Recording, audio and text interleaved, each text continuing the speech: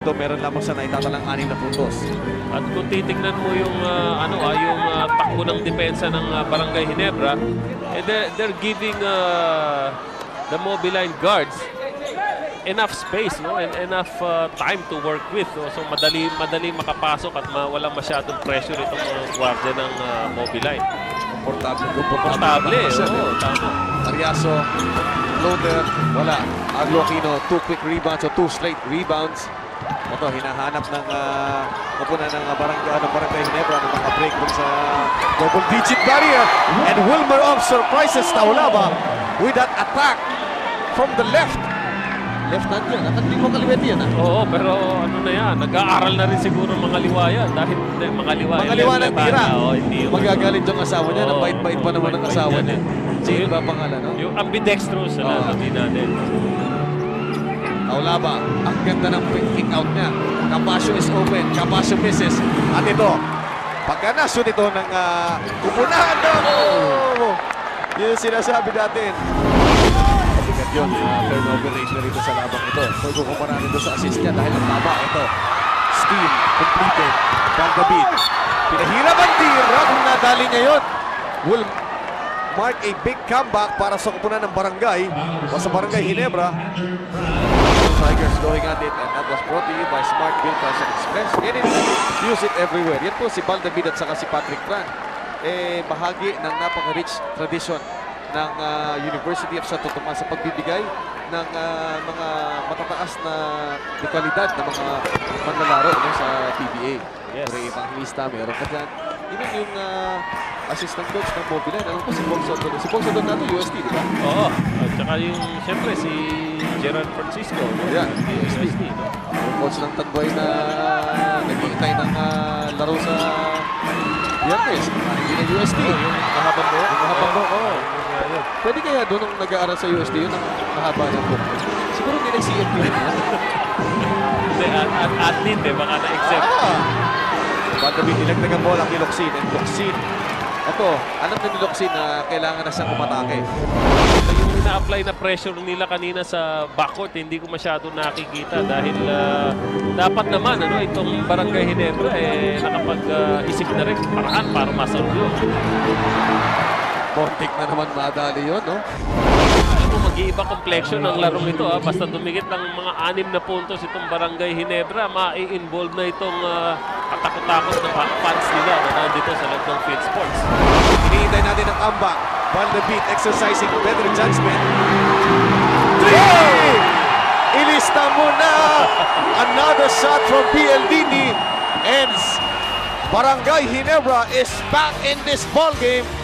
Mobiline in a bit of a trouble. They're up by just 5 points. Barangay ay nagbalik.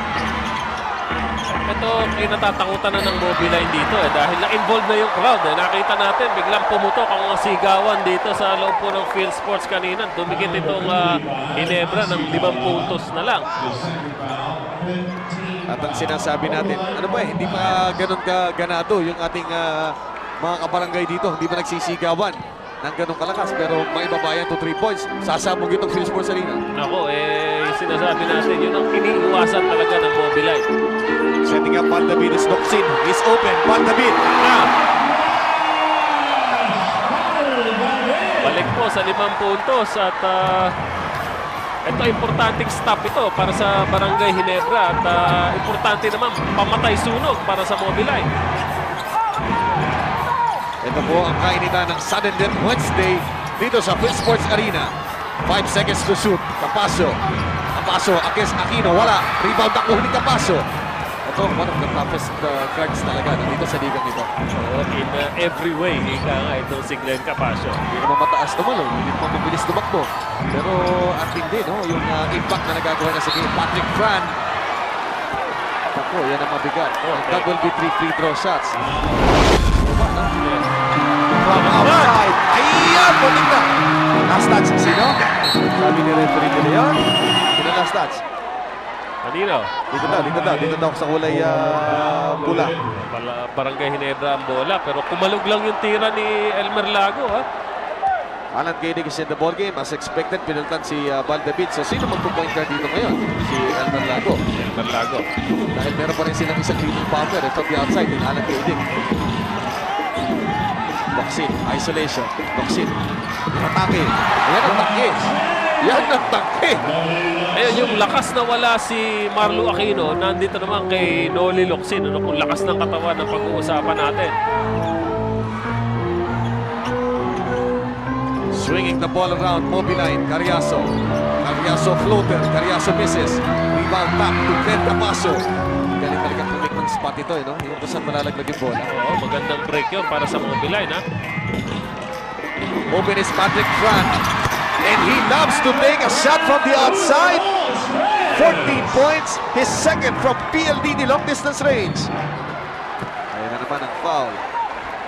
Ayun, ang assist yung galing kay Asi Taulaba dahil nakita niya yung double team na dumating sa kanya. So, find the open guy. Si Patrick Fran po yun. Might be a blessing in disguise, no, of some sorts para sa Barangay Ginebra. They can seem to get going, no, kung dun sa pag-atake ni Van David. Ito, bola, nakukuha ni Asi Taulaba. Yung mobility ng big guy, ang laking bagay. Yes, at binalik na si Andy Siegel pero gustong gawin yung kanina ulit. And a steal. Nabasa na. Protecting a 6-point lead, Mobiline. Pero ang momentum ngayon na sinasabi natin has swung to Barangay Ginebra's favor. At penalty na itong Mobiline. 6 fouls na rito sa last quarter na ito. Curling sa baseline, Luksin. Mahirap na tira. Agawan sa bola. Last touch, Andy Siegel. Yung aggressiveness ni Noli Luksin ang nagbibigay buhay sa kanila sa ilalim. At kung titignan mo yung height difference nila, siguro mga 4 inches or more, ano, ang laki ni Andy Siegel. Pero nauunahan siya sa pwestuhan nitong si Noli Locsin. Noli Locsin, bumangga. Noli Locsin, ang invento ng tira, wala. And Asi Taulaba. Yun lang, no, na may isa may tendency si Noli puwersahin, pero yun talaga yung laro niya. Tama ka ron. Sinasabi natin, baka sisihin siya, pinipuwersa tira. But that's where he's comfortable. Talagang nanunuwag, talagang style ng tank. Meron pa naman tanking ng iihihit ako. Ayun ang mabigat doon. +1 for Asi Taulaba, who's all fired up. 56-48 ang ating score with 4:38 remaining. Ito muna na Mobiline. Ang ingta. Tapat ng tira, wala. Ito si Taulaba. Taulaba will take that and put it back. And ano yan? Siyang na-rebound na yan. So, on his way to another double-double. One more rebound. Matagal pa pong oras. sayang, no? Nagkakaroon ng chance ang Barangay Ginebra. Pero itong Mobiline talagang came in prepared for this ball game. Oh, yes. Mentally and physically. Ayan pa. Alan Gadig. Hindi umubra yung gulang niya kay Patrick Fran. As Patrick Fran anticipated, Taulaba, humdura sa ilalim. Taulaba, wala. Escobar, yan ang sinasabi nating value ng Escobar. Yes, at alam mo, nangyari doon kay Asi, minadali din niya. Pwede niya i-pull out yung bolang yun dahil tatlong kalaban niya ron. Locsin, tatawagan naman ang traveling. At hawak-hawak ni Andy Siegel yung ilong niya. Tinitignan niya kung matangos pa. 10-point lead. Bumaba na ito. Pinakamababang lamang 4. Nako, ang tira ni Asi Taulaba. And Asi Taulaba knows that he can take the Ginebra defense anytime. Yun ang sinasabi natin ayaw ibigay sa kanya kanina, yung confidence of taking those shots do sa painted area. Nakita natin sa umpisa pa lang, second or first minute of this ball game, matinding press na yung nilaunch nila. Cariaso, change of direction, pinakain ng bola. But they have 10 seconds to shoot. Yes, and Cariaso keeps his composure, which is good for Mobileye. Taulaba is blocked. Ayun, mukhang magandang impact yan, ano, yung kanilang defensive play na yun. Pwede gawin puhunan ng Barangay Ginebra. Ito ang tao na kailangan mag-take over. Kanina pa ginagawa ni Noli lahat ng kanyang magagawa. Marlon will now have to take over, but he gets overpowered. Itong si Asi Taulaba sa paint.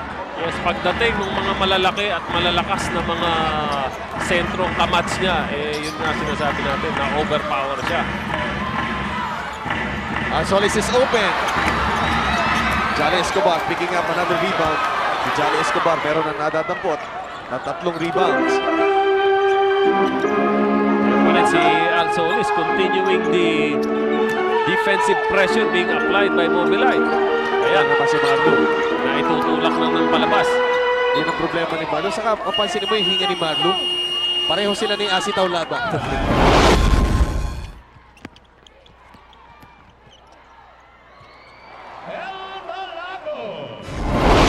And down to 9 points courtesy of Elmer Lago na meron ng 19 puntos. Si Elmer Lago is close to his career high of 22. Patrick Cran, wala. Grabe yung digdigan sa ilalim. Parang wrestling, parang ka nanonood ng Grapple Mania, yung WCW natin. Oh, pero maganda dyan yung mga referees, yung mga ganong klaseng mga contact na wala namang nadi-disadvantage, talagang pwede nang i-let go yun. Open is Medici, and he responds from the outside. Ayan ang kasarapan ng Ginebra, no? Yung mga, sabi sa inyo, yung mga maliliit na shots na gano'n can hurt. Lalo na sa yung mahabaang laro. At saka yung parang karakter ng Ginebra, yung never say die, kahit na lamang ang kalaban, talagang pokpok lang ng pokpok. Medici, ayun, ang i-credit niya naman yung Senador Jaworski para doon sa karakter na in-instill niya rito. Taulaba gets it. Taulaba gets Alan Kaidig. Taulaba forcing the issue. Pero ang tapang ni Alan Kaidig, parang tumayo siya sa harap ni Asi Taulaba, tapikin ang bola. Planning. Alan Kaidig. Pero huwag niyo sabihin matanda yan, ha? At papatayin ka yan, katulad Montik na makalasa si Alan. Not his night, at least up to this point. Well, naibaba ng Barangay Ginebra hanggang 5 points yung lamang ng Mobileye. Pero after that, bumabalik ulit sa 7 hanggang 9. Ayun, si Marlo Aquino who seem to be tired. Yung papasabihin ng mga nanonood, paano mapapagod niya, hindi na masyum-shoot. Pagka ikaw bumabangga kay Taulaba o ikaw ang binabangga ni Taulaba, Mapapagod it ka. saps your power. No? Sigurado yun. Yan ang sinasabi natin, itong napaka-physical aspect ng basketball. You have to be strong enough to survive yung PBA jungle. Yes, and that's good pressure being applied there by the defense ng Barangay Ginebra. Napuwersa nila, Taulaba magkamali. Ito, bibigyan nila ng isolation si Benicheng against Carriazo. Pero may double team doon. Hand-check foul against Carriazo. So, ang kupunan ng Mobileye will have the final say dito. Pero manageable, very manageable pa itong sitwasyon na ito para sa Barangay Ginebra. Kung papasok ang dalawang to para kay Benicheng, 6 na lang po ang lamang ng Mobileye. Yeah. Benicheng showing us his steady hand from the free throw line. Ito po si Benicheng, produkto ng NCAA sa Mapua. At alam mo, ang muling nilalaro niyan sa PBL din. Hindi pa ikaw komisyoner nun, yung casino.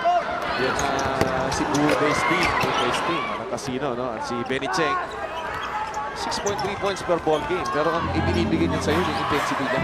Yes, at saka contribute din siya kahit pa paano sa kanilang opensa. Carriazo stops and pops. Wala. Rebound to Cheng. 2 seconds to shoot. Dapat na ni Elmer. No! Konti na lang! Puntik na makalason! Pero ang kumanan po ng Ginebra, hindi pa umaayaw. Down by just 7 points at the end of the first 3 quarters. 60-53 ang ating score. At yan po, napanood nyo naman, mukhang nagbunga na talaga yung galit nitong si Noli Locsin. Dahil after 3 quarters, nakascore na siya ng 6 points. At, Mas marami pa yata yung turnover ko sa points ko eh. pero dumikit na kayo dyan dahil lang score after 3 quarters, 60-53. Mukhang pinagtitiran nyo na yung kalabang kaya kayo nakabalik. Pero Val, meron ka napapansin kanina eh. Doon sa habang pinapanood natin yung game, tuwan-tuwa ka kay Marlo Aquino. Bakit? Tumatakbo eh. Tsaka agresibo, humihingi ng bola, Ngayon, mapalakpak pang gano'n eh. Ngayon. Ngayon, palayo na eh. Eto na, bumabalik na etong Barangay Ginebra dahil nga pumapalakpak pa rin si Marlo Aquino. Tignan natin kung magpatuloy ang galit ni The Tank at itong si The Flash. Talagang i-lead na tong Barangay Ginebra para makahabol na ng tuluyan dito sa Mobileye. 4th quarter action na po sa aming pagbabalik. Okay, ngayon, pupuntahan natin ang Ginebra. Sinasabi natin kanina, it will all boil down to desire. Binalik nila si Maldavid na on and off dito because of early foul trouble. Alsolis attacks and the veteran taking over. Yun ang value of having a veteran. Yung battle-scarred veteran such as Alsolis. Yes, Ano eh, asak na sana sa gera. Saka alam niya kung hindi-discard at kung kailan. Pinamamaya pa rin nila si Alan to shoot, but Alan still cannot find the mark. Pero kailangan nila makuha nila. Ano yung confidence nila?